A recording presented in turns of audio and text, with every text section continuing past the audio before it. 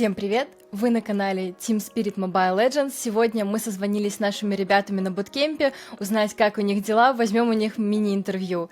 Привет, Савоч, привет, Кит, как у вас дела? Рассказывайте. Привет.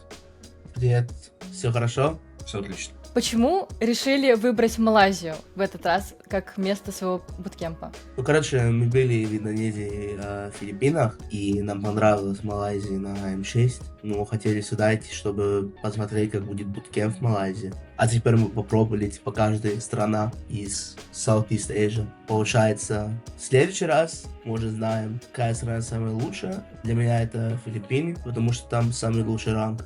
Как раз насчет соло-подбора в Азии, насколько он отличается от подбора у нас? И ты сказал, что на Филиппинах он намного лучше, чем в Малайзии и Индонезии. Почему? Чем в Индонезии, не намного лучше Индонезии, топ-2, и там такая большая разница для меня нету.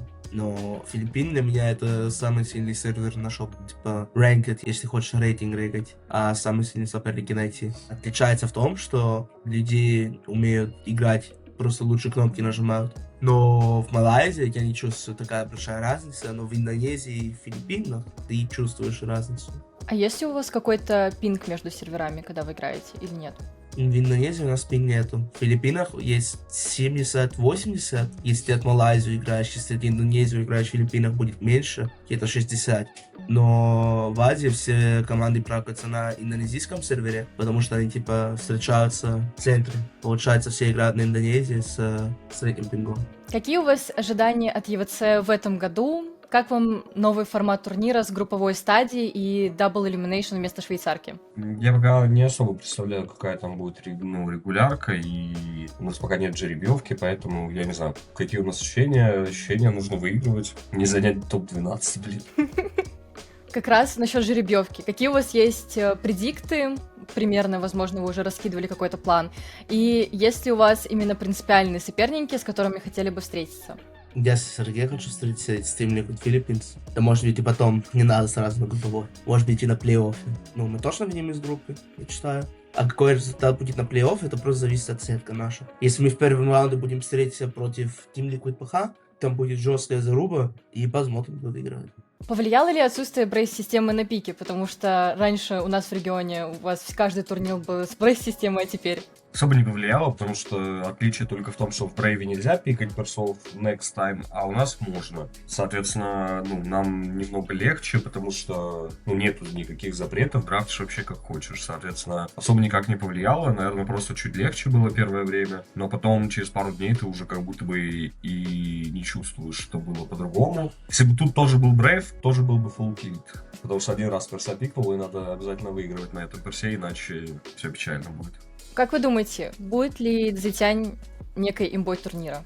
Да, потому что она очень сильно на миде и очень сильная ульта. Поделитесь, как проходит ваш день, какое у вас расписание, подъем, тренировки, сколько у вас блоков? Встаем, кто как, иногда рано, иногда чуть позже, в 12 час, соответственно, там будут потом скримы и 3 скрима в день. В хорошие дни у нас хорошие все скримы, в плохие, там одна команда не супер и 2 другие сильные. И между скримами кушаем. С какими командами вам удалось уже попракаться, если не секрет? Со всеми сильными.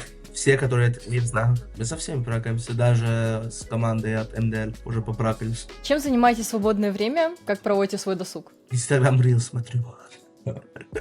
В ранкет иногда играем. Да, я ранкет играю всегда лучше. Помимо этого, у вас нету никаких, не знаю, посиделок, во что-нибудь поиграть? Не в МЛББ? Что мы играли вчера? Алис вчера играли вечером. Праки нон-стоп, и результат на праках превыше всего, соответственно, мы либо играем в ранкет, либо играем на праках, и между делом хаваем. А между праками еще обсуждаем праки. У нас есть повар, он нам готовит еду, которую мы хотим. Так прошли, 7 дней? Уже? I don't know, maybe 6. Уже? Да. Насчет повара. Я так понимаю, вы питаетесь как раз, как сказал Стас, только тем, что по запросу. Как выглядит ваш рацион? На завтрак, ужин и обед. In details. Один раз он приготовил тост с кремблом, с сыром, еще и авокадо. Брекфаст у нас всегда один раз сладко и один раз солоно. Сегодня должно быть сладкого, если он будет готовить. У нас еще фруктов на столе много. Я так понимаю, вы же попробовали почти все виды экзотических фруктов. Можете назвать какой-то свой топ-3, топ-5? Да, банан, клубника. Да-да-да. Банан, клубника, манго. Есть ли какие-то места, куда хотели бы сходить в Малайзии, если будет выходной? В ТЦ. Сегодня выходной.